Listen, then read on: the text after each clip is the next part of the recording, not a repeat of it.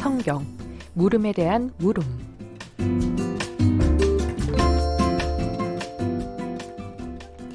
이 코너는 가톨릭 신자들이 신앙생활을 하며 느꼈던 성서적인 물음에 대해서 살펴보고 다시 한번 신자들에게 새로운 신앙적 물음을 던짐으로써 묵상해보는 시간입니다. 신자들의 신앙 길잡이가 되주실 사목국 부국장 정규현 시몬 신부님과 함께합니다. 네, 신부님 어서 오세요. 안녕하십니까. 반갑습니다. 네, 신부님 한 주간 어떻게 지내셨나요? 한 주간 열심히 업무하면서 네. 미뤄놨었던 일처리들 해나가면서 자료 정리도 하고 그렇게 한 주간 보냈습니다.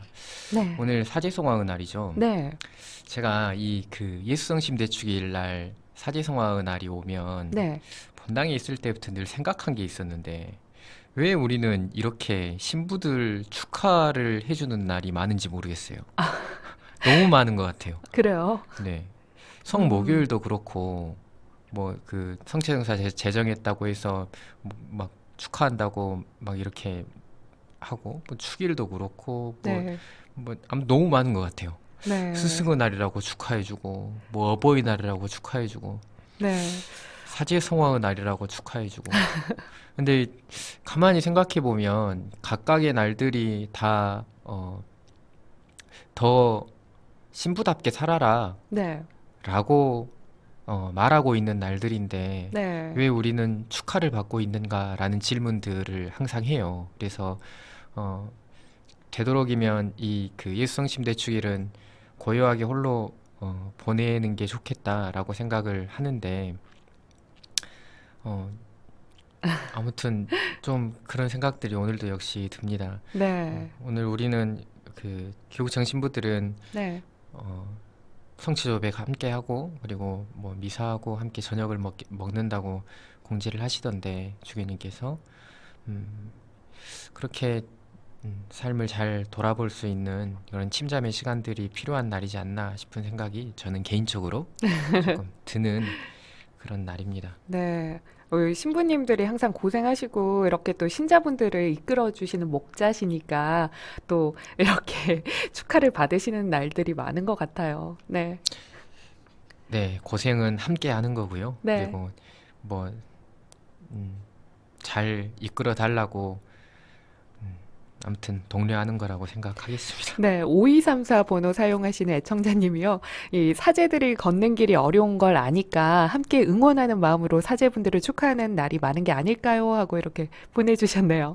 어려운 건 누구나 다 어렵고요. 저만 어렵나요? 우리 아나운서님도 어렵고 밖에 네. 계신 PD님도 어렵고 듣고 계시는 모든 분들이 삶이 어려우실 텐데 아무튼 본인의 소명대로 하느님과 함께 잘 살아가기를 기억하는 바라는 그런 날이라고 생각하고 네.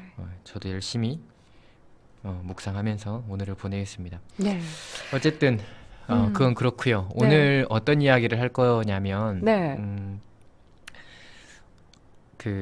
빛과 함께님께서 남겨주셨던 이야기를 토대로 네. 오늘의 이야기를 할까 합니다. 그러니까 네. 지혜문학에 관련된 이야기를 할 건데요. 소위 우리가 지혜문학 5경이라고 부르는 집회서, 잠언, 코엘렛, 욥기, 지혜서까지 네. 이렇게 지혜문학 5경이라고 부르면서 성경 안에 자리를 굳건하게 지키고 있는 그런 지혜문학에 대한 이야기를 드리면서 빛과 함께님의 물음에 대한 어떤 작은 해석을 해드려 볼까 합니다. 네. 성경 물음에 대한 물음의 찐 애청자이신 빛과 함께님께서 남겨주셨던 물음을 제가 다시 한번 읽어드리겠습니다. 삼위일체 대축일 제1독서 창조와 지혜에서 이 지혜의 정체를 어떻게 이해해야 할까요? 라고 이렇게 물음을 남겨주셨어요. 네. 이 물음을 보면서 어떻게 답을 해드려야 될까? 이게 해석의 관점과 해석의 여지에 따라서 우리가 그러니까 선제 사상을 통해서 그리스도께서 태초부터 함께 계셨었던 그런 선제성을 고민해보고 우리는 그것을 통해서 일독서 안에 잠언에 이 지혜의 선제 사상이 담겨 있는 이 말씀을 삼위일체 대축일 날 봉독하게 되는데 네. 이게 사실 우리 그리스도교적인 해석의 관점 안에서는 이 지혜의 의인화나 지혜의 선제 사상이 그리스도를 암시하고 있다. 그리고 그리스도를 상징하고 있다라고 말하고 그렇게 해석을 하는데 이 해석의 관점이 사실 해석의 여지 안에서 맞습니다. 그런데 네. 성경이 가지고 있는 성경을 해석하고 성경을 보는 데 있어서 정말 중요한 것이 본질적으로 이 성경이 의도하고 있었던 그리고 성경의 원저자 맨 처음 쓰여졌을 때 이 말씀이 의도하고 있었던 본질적인 의미를 찾아내고 그 본질적인 의미를 토대로 우리 교회가 가지고 있는 해석의 관점들을 이해하는 것이 성경의 풍부한 의미들을 알아가는 데 있어서 굉장히 필요하기 때문에 이 잠언에 있는 말씀을 근거로 이 지혜에 대한 것이 어떤 구약성경의 흐름을 가지고 있는 것인가 그리고 지혜를 구약성경은 어떻게 이해를 하고 있는가라는 것에 대해서 함께 이야기를 나눠보면서 우리 교회에서 이해하고 있는 지혜의 선제사상을 통해 그리스도를 상징하고 암시하고 있음을 표현하고 있는 그런 내용에 대해서 생각해 보려고 합니다. 네. 일단 지혜가 무엇이냐라고 물어보면 우리가 지혜라고 하면 사실 어떤 개념을 파악하는 데 있어서는 유의어나 동의어나 몇 번 제가 말씀을 드렸지만 네. 반대되는 그 개념들을 통해서 이 개념이 무엇이다라는 것을 알게 되는데요. 지혜라고 이야기를 하면 보통 지식하고 많이 함께 생각을 하게 돼요. 맞아요. 지혜와 지식이 어떻게 다르냐라고 네. 물어보면 일반적으로 뭐라고 대답할 것 같습니까? 거의 제 생각에 지식은 뭔가를 배워서 이렇게 상식을 쌓아가는 거고, 그리고 지혜는 어떤 상황에서 굉장히 슬기롭게 대처해 나가는 그런 방법이라고 저는 생각을 하는데요. 그렇죠. 그러니까 슬기로움이라는 거나 지혜로움이라는 거나 거의 동의어처럼 쓰여지지요. 네. 우리가 일반적으로 이해하고 있는 지혜와 지식의 차이점은 명확합니다. 구분점이 있어요. 네. 지금 말씀하신 그대로 지식이라는 것은 책에 있는 학설이나 혹은 어떤 특별한 구성들을 배워서 채워나가는 것을 지식이라고 한다면 네. 지혜라는 것은 삶에 있어서의 효용적인 것들을 판단하고 선택할 수 있는 근거, 또 그것을 제시하는 어떤 기준, 이것을 지혜롭다라고 평가하는 개념이 되게 되지요. 그래서 네. 지혜로움이라는 것은 지식이 조금 우리의 일상의 삶에서 좀 멀리 있는 것이라고 생각이 든다면 지혜로움이라는 것은 실생활과 굉장하게 밀착되어 있고 굉장히 효용적인 관점 안에서 삶을 판단하는 근거로서 옳은 것을 구별하는 이런 식별의 능력까지 포함되어지는 이런 개념화시킬 수 있는 의미가 있겠지요. 네. 그러면 우리가 성경에서 이야기하고 있는 지혜는 과연 뭔가라는 네. 것을 우리가 조금 생각을 해봐야만 하는데 네. 노반 가돌드라는 성서학자는 이 지혜라는 것을 이렇게 해석을 했어요. 성찰과 반성을 통해서 우주와 세상에 존재하는 본질적인 조화와 질서를 발견하고 그것들을 개개인의 삶에 적용하는 일련의 과정을 총칭하는 것, 이게 바로 지혜이다 라고 이야기를 합니다. 네. 곧 어렵죠? 말이 네. 굉장히 어려워 보이죠? 그러네요. 근데 천천히 들여다보면 어렵지가 않아요. 세상의 본질, 세상의 근거, 세상이 생겨나게 되는 이 근원적인 흐름들을 네. 우리가 이해하고 그것들을 발견하고 그것들을 찾아내고 그리고 나서 그 세상의 본질적인 것들이 우리의 삶에 적용되어지는 모든 과정들이 바로 지혜라는 것입니다. 네. 그러니까 이런 거예요. 물이 생겨나게 되는 근본적인 근거에 대해서 우리가 찾아내고 우리가 물을 마실 때 수분이 보충된다. 수분의 보충을 위해서 물을 마신다. 이런 모든 과정들이 다 지혜로움 안에 포함되어진다는 것이에요. 지혜라는 네. 말 안에 포함되어진다는 것이죠. 물이 수분이니까 이것을 발견했으면 수분을 채우기 위해서는 물을 마신다. 이게 바로 지혜로움을 찾는 방법이라고 성경도 역시 마찬가지로 그렇게 지혜를 설명하고 있다라고 말하고 있는 것이죠. 그런데 네. 성경이 가지고 있는 세계의 질서, 근원적인 흐름, 그리고 본질적인 것, 이것을 하느님이라고 보고 있기 때문에 이것이 조금 지혜를 설명하고 있는 그 성경이 지혜를 설명하고 있는 방식으로 우리가 이해를 할 수가 있지요. 어쨌든 히브리어에서 지혜라는 것은 호크마라는 단어를 사용을 합니다. 네. 이 단어가 그리스어로 번역될 때 소피아로 번역이 되고, 그래서 우리가 철학을 뭐 지혜를 사랑하는 학문이라고 해서 필로소피아라고 부르는 것 이유에 대해서 네. 우리가 알게 되지요. 어쨌든 히브리어 호크마는 일반적으로 기능적인 능력, 기술적인 뭐 생산력, 그리고 뭐 분별하는 능력, 그리고 무엇을 할 수 있는 지식, 이 모든 것들을 총괄하는 것을 호크마라는 단어로 사용을 합니다. 그래서 학문적으로 지혜라는 것은 뭐 이론적으로 무엇을 쌓아가는 지식과는 달리 실제적인 능력과 경험이 굉장히 내포되어 있는 단어이고요. 네. 지금 우리가 이 세상을 살아가면서 지금 살아가는 삶의 근저에 잘 살아가는 것을 만들어내는 어떤 인간의 능력들을 지혜라고 평가하고 있다는 것이죠. 그리고 네. 그렇게 구약성경은 설명하고 있는 것입니다. 그래서 구약성경에서 지혜로운 사람이라고 표현이 되어지는 범주 안에는 뭐 점성가, 해몽가, 마술사, 건축가, 기술자 이런 사람들이 전부 지혜를 가지고 있는 사람들이라고 표현되어져 있어요. 네. 그러니까 우리가 실생활에서 어떤 잘 살아간다는 것을 만들어내는 모든 관점들을 지혜로움이라고 말하고 있다는 것이지요. 그래서 지혜문학이라고 이야기를 하면 지혜를 내포하고 있는 설화들, 모음집들, 수록된 문학 장르라고 보시면 됩니다.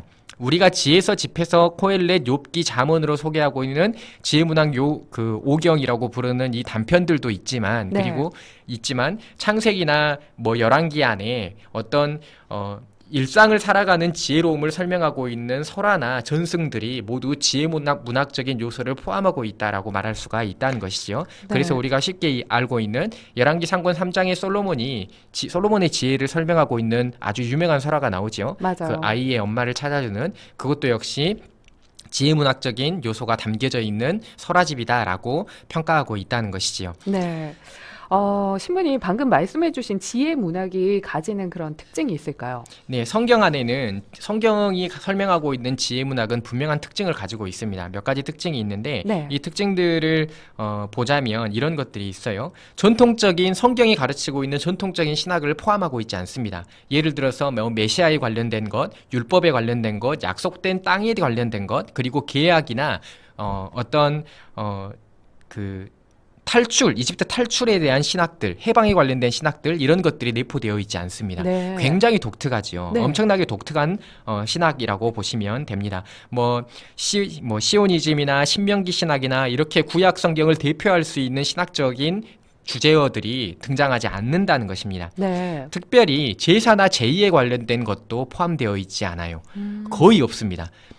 제사나 제의라는 것은 구약성경 안에서 하느님을 경외하고 하느님을 만나는 굉장히 중요한 수단으로서 굉장히 그들의 삶에 밀착되어 있는 것이지만 지혜문학적인 요소 안에는 이 제사나 제의에 관련된 내용도 역시 대부분 포함되어 있지 않다는 것이지요. 네. 그렇다면 이 지혜문학이라고 부르는 장르는 어떤 과정을 통해서 어떻게 쓰였고 어떤 이해 방식과 흐름으로 성경 안에 존재하게 되었는지를 우리가 좀 생각을 해봐야만 합니다. 네. 그래야만 지혜를 어떻게 이해했기 때문에 이 지혜문학이라는 장르 안에서 지혜를 설명하고 있고, 이게 후반기에 구약의 후대에 들어서 지혜의 의인화나 선제 사상으로 가게 되었는지에 대해서 우리가 알 수 있게 되지요. 네. 전통적으로 이스라엘의 현자라고 부르는 모델은 솔로몬입니다. 네. 현자라고 부르는 모델은 솔로몬이고요. 솔로몬은 자신의 왕권이 시작되었을 때부터 하느님께 지혜를 청했고 식별하는 능력, 옳고 그름을 분별하는 능력을 청했고, 어떠한 삶의 상황 안에서도 자기가 옳음을 선택하면 살아갈 수 있도록, 잘 살아갈 수 있도록 하느님께 청했고, 이것을 지혜로움이라고 평가하고 있으며,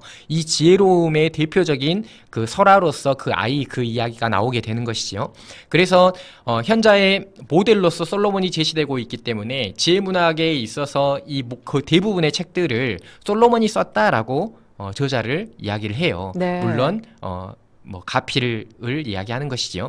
다윗이 시편을 썼다라고 이야기를 하고, 모세 오경, 이 오경을 모세가 썼다라고 이야기를 하는 것처럼 그렇게 솔로몬의 이름을 빌리고 있는 것인데, 그만큼 솔로몬은 지혜 현자의 모델로 구약성경 안에 굳건하게 자리 잡고 있죠. 솔로몬이라는 왕은 네. 왕위에 있을 때 이스라엘의 그 궁정에 현자 학교, 그러니까 지혜 학교를 설립했다라고 알려져 있어요. 네. 그래서 현자들을 길러냈지요. 지혜로움을 가르치고 지혜로움을 살아갈 수 있는 사람들을 길러냈으며 네.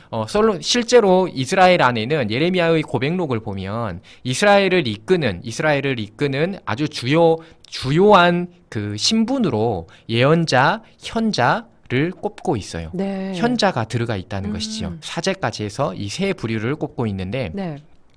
현자는 그만큼 이스라엘 사회 안에서 예전부터 있었던, 아주 고대부터 있었던 그런 어떤 하나의 부류였으며 지혜를 탐구하는 사람들이라고 보시면 되는 것이죠. 우리가 일상을 잘 살아가는 법, 옳음을 살아가는 법, 이것을 구별하고 이것을 실제로 해낼 수 있도록 어떤 지혜로움을 공부하고 학습하는 사람들, 그리고 그것을 사람들에게 가르치는 사람들이라고 보면 되지요. 네. 궁정 안에도 현자들이 있었고요. 왕에게 옳은 식배를 할 수 있도록 조언하는 사람들이 이 현자들이었다라고 알려져 있는 것이지요. 네. 그렇게 현자라는 것은 이스라엘 사회 안에 아주 오래전부터 있었던 사람들입니다. 그래서 지혜문학의 장르 안에 어떤 문학 장르의 구성 요소를 보면 우리가 그렇지요.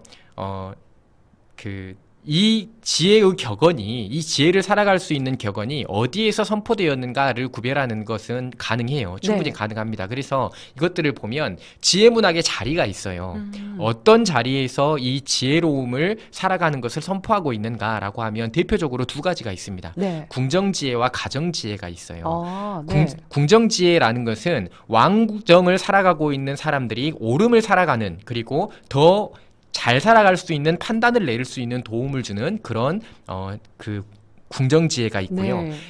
일상을 살아가는 사람들이 어떤 선택과 어떤 판단을 해야만 하는가를 가르치는 가정지혜라는 것이 있습니다. 네. 대표적으로 궁정지혜와 가정지혜가 있는 것처럼 일상을 살아가는 삶의 모든 자리 안에서 어떻게 해야 옳음을 살아가는 것인가라는 것을 판단하는 것이 이 지혜문학의 요체이고 요소라고 볼 수가 있는 것이지요. 네. 다소 어렵게 느껴집니다. 조금만 더 쉽게 설명을 해주실 수 있을까요, 신부님? 얼마 전에 수요일 날 후배 신부님이 강론을 하는데 강론을 할 때 이런 비유를 속담 하나를 비유로 들면서 강론을 하더라고요. 콩 심은 데 콩 나고 팥 심은 데 팥 남다. 이거를 네. 누가 언제부터 사용했을까요? 글쎄요, 솔직히 생각을 해본 적은 없는 것 같아요. 근데 그렇죠. 네, 농부가 처음에 사용을 하지 않았을까요? 옛날 꽃날부터 이런 것에 대한 고민을 많이 해봤어요. 네. 우리가 속담, 격언 막 이런 것들이 있는데 과연 이것은 누가 처음에 시작을 했을까? 언제부터 이 말은 쓰여지기 시작했을까? 이런 질문들이 생겨나는 것이죠. 네. 이런 질문들에 대한 답을 과연 구할 수 있을까?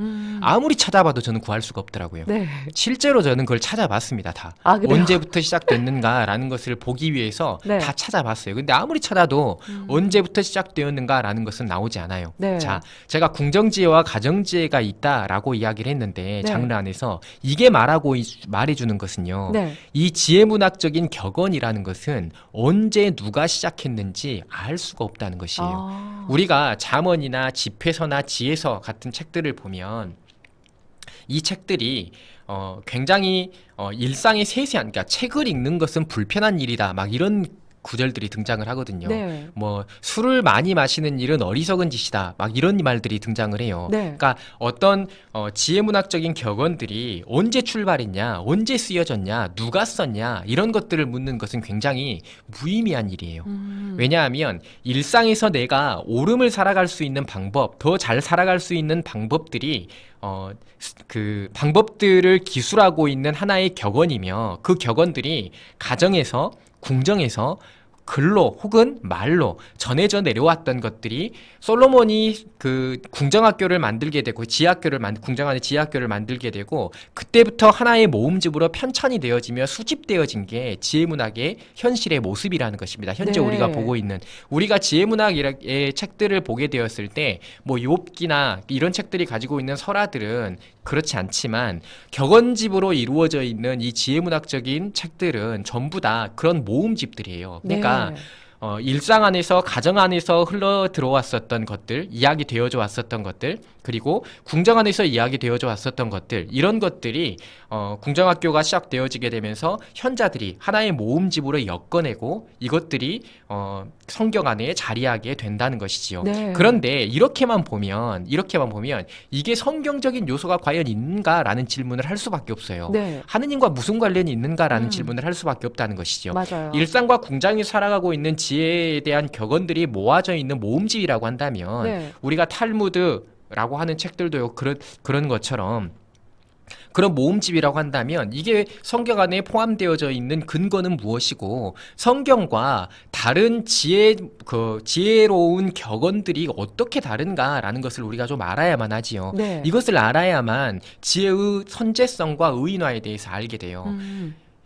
고대 근동안에는 성경 안에만 있었던 것이 아니에요. 지혜 문학적인 요소를 가지고 있는 이 격언들이 성경 안에만 있는 것이 아닙니다. 네. 고대 근동의 많은 문학들 안에서는 지혜문학적인 요소를 가지고 있는 이 격언들을 가지고 있는 일상을 잘 살아가는 방법들을 설명하고 있는 이런 표현들을 가진 고문서들이 발견이 됩니다. 네. 대표적으로 라스 샤무나 서사시라고 부르고 있는 가나안 지방, 그러니까 옛날 시리아의 지방이 있는 곳에서 발견된 이 서사시 안에는 가나안에서 사람들이 살아가고 있었던 삶의 풍토를 알려주는 아주 좋은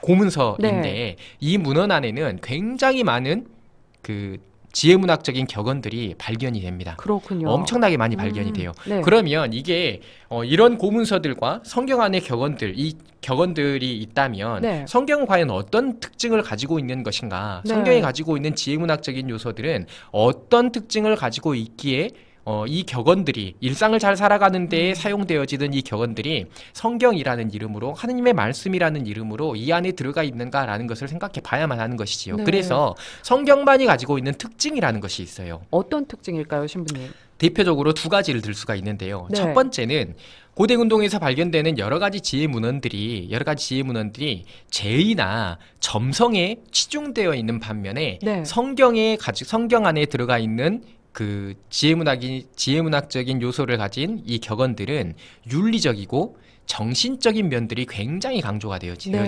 네. 곧 윤리성이 굉장히 많이 강조되어져요. 그리고 그 윤리의 근원이라는 것을 두 번째로 말하는 특징은 윤리의 근원이라는 것을 하느님이라는 분으로 맞추어 냅니다. 네. 곧 이 우리가 지혜로움을 살아가야만 하는 이유를, 그리고 우리가 지혜로움을 살아가는 게 옳다, 그리고 이게 선하다, 그리고 이게 잘 살아가는 방법이다, 너희들이 잘 살 수 있는 방법이다라고 가르치고 있는 근거를 네. 하느님이라는 분으로 맞추어 놓고 있다는 것이에요. 아. 윤리성과 정신적인 면이 강조되어진다라는 것이 첫 번째 특징이라면, 네. 두 번째 특징은 하느님이라는 존재 안에 이 지혜의 근거를 맞추어 놓고 있다는 것입니다. 우리가 일상을 잘 살아가는 데 있어서 오게 되는 그 보상을 근거로 점성이나 혹은 마술적인 요소, 그리고 제의적인 요소에 맞추어서 이 지혜로운 격언들을 통해 삶을 만들어가는 것을 바라는 게 근동의 문학이었다면, 네. 성경은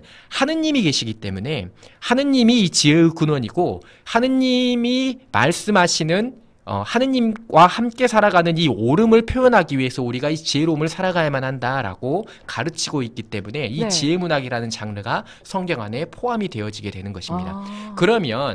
그런데 우리가 잘 생각을 해봐야 되는 게 있어요. 네. 이스라엘 백성들의 경험은 굉장히 다양하지요. 네. 엄청나게 많은 역사의 격변기들을 겪으면서 보통 우리가 예를 들어서 엄마가 자식한테 길 건널 때 빨간불 때는 건너면 안 된다라고 이야기를 해요. 네. 왜 그렇게 이야기를 할까요? 사고가 날 수 있으니까요. 그렇죠. 사고가 나기 때문이죠. 네. 그러면 우리가 하느님과 함께 살아가는 지혜를 어떤 격언의 형태로 지혜문학적인 요소로 표현을 할 때 네. 이렇게 살아야만 한다라고 이야기를 하면, 네. 그렇게 살아야만 한다라고 이야기를 했을 때 이것이 어떤 보상으로 나에게 다가와야만 할까요?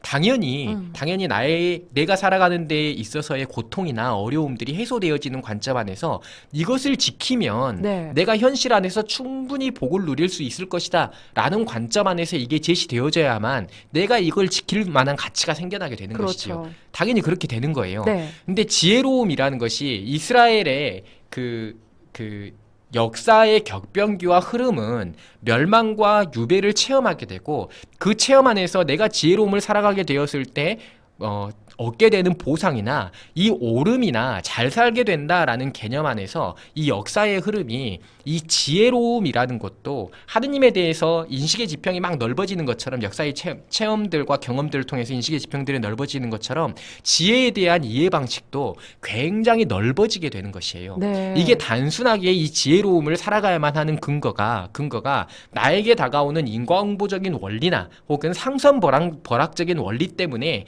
오름이나 잘 살아간다라는 개념을 이해하고 파악하는 것이 아니라 네. 정신적이고 영적인 개념 안에서 이 지혜로움을 살아가야만 하는 근거를 찾아내기 시작했다는 것이지요. 그런 의미 안에서, 그런 흐름 안에서 지혜로움이라는 것이 하느님과 동일시되기까지 합니다. 구약의 후대에 가면 네. 지혜와 하느님이 동일시돼요. 그래서 사실은 지혜를 살아간다라고 하는 것은 일상을 살아간다라고 라는 것을 말하는 것인데 네. 하느님과 동일시되어지기 시작하면서 이 지혜의 선제 사상과 그리고 지혜의 의인화가 이루어지게 된다는 것이지요. 네. 이게 단순하게 우리가 어떤 보상을 바라고 이 오름을 표현하고 잘 살아간다라는 것을 말하는 것이 아니라 네. 우리가 이렇게 살아가게 되었을 때 결국에 이것이 하느님과 함께하는 것이다. 그리고 이게 인간 삶의 본질이며 근거이다라는 것을 말하는 것이에요. 네. 호엘렛 같은 경우를 보면 모든 것이 허무라고 이야기를 하잖아요. 네. 삶을 살아가다 보니 실제로 모든 것이 허무라는 것이에요. 우리는 그런 체험들이 많지요. 지금 현실을 살아가고 있는 어르신들 그리고 분들 그런 체험들 많을 거예요. 어떤 네. 것을 하더라도 공허함으로 다가오고 어떤 것을 하더라도 허무함으로 체험되게 되는 그런 삶의 모습들을 삶의 감각들을 우리는 엄청나게 많이 느낀다는 것이지요. 네. 이런 감각들 안에서 실제로 보여지는 어떤 보상이 아니라 하느님과 함께 살아가게 되었을 때 우리가 진짜 본질적인 삶을 살아갈 수 있는 것이구나 라는 것을 깨닫게 되고 네. 진짜 지혜로운 삶, 옳은 삶, 잘 살아가는 것이라는 것 이것에 대한 개념화가 지혜로운 삶이라고 한다면 지혜문학은 이것이 바로 하느님과 함께 살아가는 것이 바로 지혜로움을 살아가는 방법이고 네. 이게 바로 그렇다면 지혜가 하느님과 동일시되어지기 시작하면서 지혜의 선제사상이나 의인화까지 보여지게 된다는 것입니다. 네. 이런 구약 성경의 지혜에 대한 의식의 흐름과 이해의 변화가 그 잠언에 그 빛과 함께님께서 질문하셨던 지혜의 선제 그리고 지혜의 의인화가 표현되어져 있는 잠언의 8장 9장의 내용이 되는 것이지요. 네. 그리고 우리는 교회적인 해석 안에서 하느님과 함께 살아가는 그 삶이 선제사상과 의인화로 표현이 원초적으로 되어졌다면 이것을 우리의 해석의 관계 안에서 하느님으로 세상 안에 존재하게 되시는 그 그리스도의 본래의 모습을 암시하고 있는 내용이다라고 해석하고 있는 것입니다. 네. 그렇기 때문에 본래적인 의미와 그리고 우리 교회적인 해석을 함께 생각하고 그리고 함께 고민해 볼 수 있으면 좋겠다라는 생각을 해보게 되는 것이지요. 네. 오늘 함께 나눈 이야기를 좀 정리를 해주시겠어요, 신부님? 종합해 보자면 네. 이런 거예요. 시간이 없는데. 네. 지혜는 기본적으로 네. 일상을 살아가는 방법을 기술하는 것이고 네. 경험을 토대로 우리가 더 잘 살아갈 수 있는 삶의 길을 모색하는 것이고 분별하고 선택하는 기준을 제시하는 하나의 어떤 척도입니다. 이스라엘 백성에게 성경에 내포된 지혜는 오로지 지혜의 원천인 하느님으로부터 비롯되어야만 네. 우리의 삶이 더 참된 지혜를 가질 수 있다라는 해석이 있었던 것이고 네. 이게 그들의 그 해석과 그리고 역사적인 개념 안에서 이 지혜로움을 살아가는 것이 단순하게 어떤 인과응보적인 원리만으로 보상의 개념으로 획득되어지는 것이 아니라 네. 진짜 삶의 본질과 삶의 근원적인 것을 찾아나가는 것이 지혜로운 삶이구나라는 것을 알아내게 되었고 그 지혜로운 삶을 알아냈기 때문에 지혜의 원천은 하느님이다라고 성경은 가르치고 있으며 네. 우리가 이렇게 볼 때 노만 가들드의 지혜에 대한 해석을 이해할 수가 있게 돼요. 세상의 네. 근본적인 질서와 본질이 삶으로 표현되어 나오는 모든 총체적인 과정이 바로 지혜로움이라고 설명을 하고 있는 것이고 성경은 네. 그리고 그 근원이 바로 하느님. 하느님이다라고 가르치고 있다는 것이지요. 이게 지혜문학이 가지고 있는 이 지혜를 설명하고 있는 방식이며 그렇기 때문에 모든 인간들은 지혜를 살아가야만 하는 것이죠. 하느님과 함께 살아가는 것. 그러니까 네. 이렇게 보시면 돼요. 역사적인 체험 안에서 어떤 신학 사상을 가지고 그 약속된 신학 사상을 가지고 계약과 율법의 형태로 하느님을 찾아가게 되는 성경의 신학적인 흐름이 있다면 네. 지혜문학은 일상의 삶, 아주 구체적인 일상의 삶 음. 안에서 하느님이란 분을 찾아가게 되는 그런 일련의 과정으로 하나의 의식으로 형성이 되어지게 되고 네. 이게 모두 구약의 후반부에 들어서는 하나로 합쳐지게 되는 거예요. 똑같은 것이었다는 것이지요. 네. 그렇게 구약 성경의 흐름이 이루어지고 있다라고 말씀을 드리는 것입니다. 그래서 네. 성경 해석의 관점 안에서 구체적인 질문에 대한 답으로서 의인화나 선제사상이라는 것이 우리가 하느님을 설명하게 되는 이 하느님과 함께 살아가는 삶을 발견하고 하느님이 정말로 지혜이구나라는 것을 설명하는 이 선제사상과 의인화라는 것이 우리 교회적인 해석 안에서는 하느님을 설명하는 것이 의인화와 선제사상이라면 예수 그리스도를 설명하는 것도 역시 본래부터 있었던 이 선제사상 안에 그리고 어떤 인간의 형태로 보여지게 되는 이 의인화 안에 예수 그리스도를 이해하고 받아들이는 그런 형식 안에서 삼위일체 대축일 날 네. 잠언을 우리가 읽게 되는 것이다 라는 말씀을 드리고 싶고요. 네. 정말 성경의 해석은 놀랍습니다. 이렇게 해석을 해 나가다 보면 정말로 구원의 흐름과 구원의 역사의 과정 안에 하느님의 섭리가 언제 다 작용하고 있었구나라는 네. 것을 우리가 발견할 수 있게 되고요. 그렇게 성경을 보시고 지혜를 받아들일 수 있으면 좋겠다라는 말씀을 드립니다. 지혜문학에 대한 것을 짧게 정리를 하려고 노력을 하긴 했지만 네. 아무튼 이 정도로 오늘 말씀드리겠습니다. 네.